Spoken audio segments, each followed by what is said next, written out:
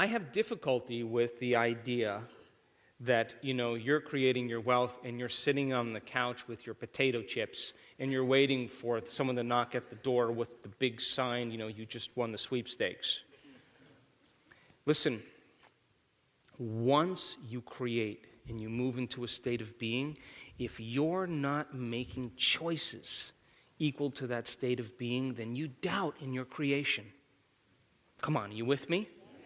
But when you are in that future and you are making choices, you are stepping into the unknown, and you're more alive in that moment than you've ever been, and you want to create because you know that if you stop, you're going to lose the magic.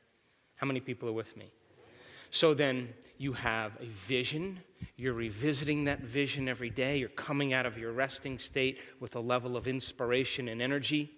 You're in a state of gratitude because you've experienced it enough times that your energy has changed and your body is beginning to believe that the event has already occurred, because gratitude's emotional signature means it has already happened. Are you with me?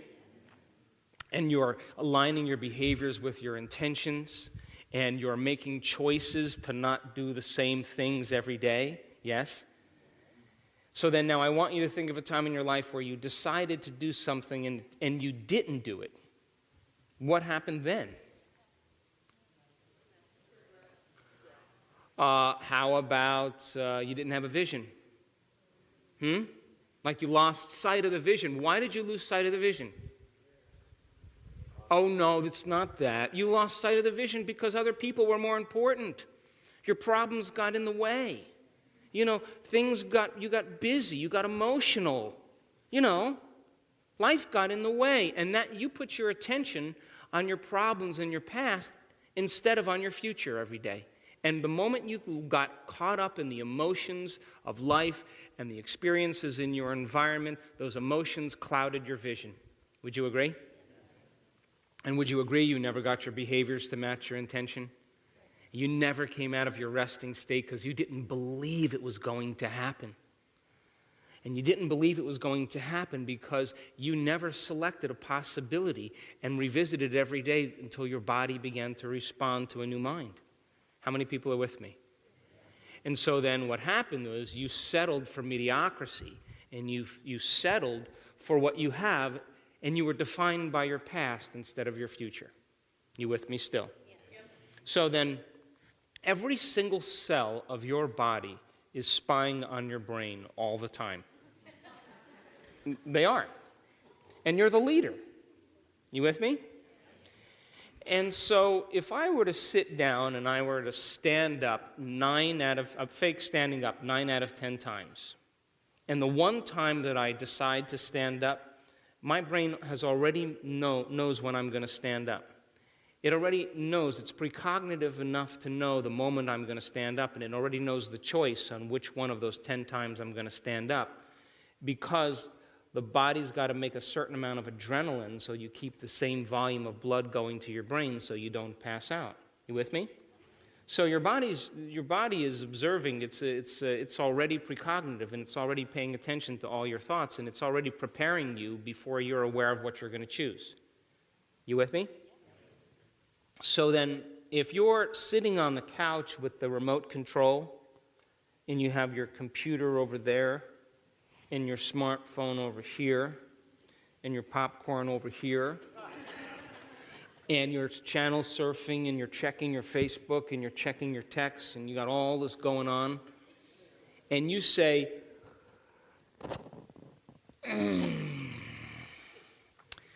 I think I'm going to change tomorrow. Now, what is your body, the precognitive body, observing? What is it knowing in that moment? What is it observing? Relax. He's lying to himself again. Nothing's going to happen. You know what I'm talking about, yes? But you remember that moment where you made a decision and the hair on the back of your neck stood up and you said, I don't care what's going on in my life or what people think, environment. I don't care how I feel, body. And I don't care how long it takes, time. I'm going to do this. And all of a sudden, You felt lifted in that moment. That decision in that moment rewrote the program. Literally in that moment, and your body responded to a new mind. And if every day you could revisit that level of energy, you are broadcasting a new signature into the quantum field. Because last night we said thoughts are the electrical charge in the quantum field, and feelings are the magnetic charge. And how you think and how you feel broadcasts an electromagnetic signature that influences every single atom in your life.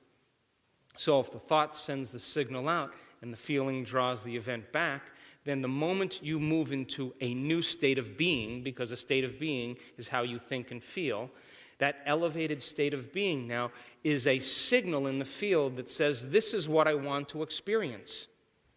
And so then by you revisiting that vision every single day, you leave the details up to the greater mind. Now, isn't that fun? Poke the person next to you, please.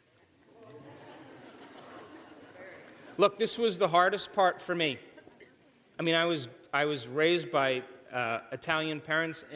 My father was an immigrant, and I was raised as a doer. And when I began to realize that the creative process is a very delicate balance between intention and surrender, that I have to get out of the way for something greater to take over. When I stopped meddling in the details and forcing the outcome, that's when the magic started happening. You with me? Yes. So then, there is a scientific study of tickling, you know? You can't be tickled if you know where you're going to be tickled and when. So allow the quantum field to tickle you.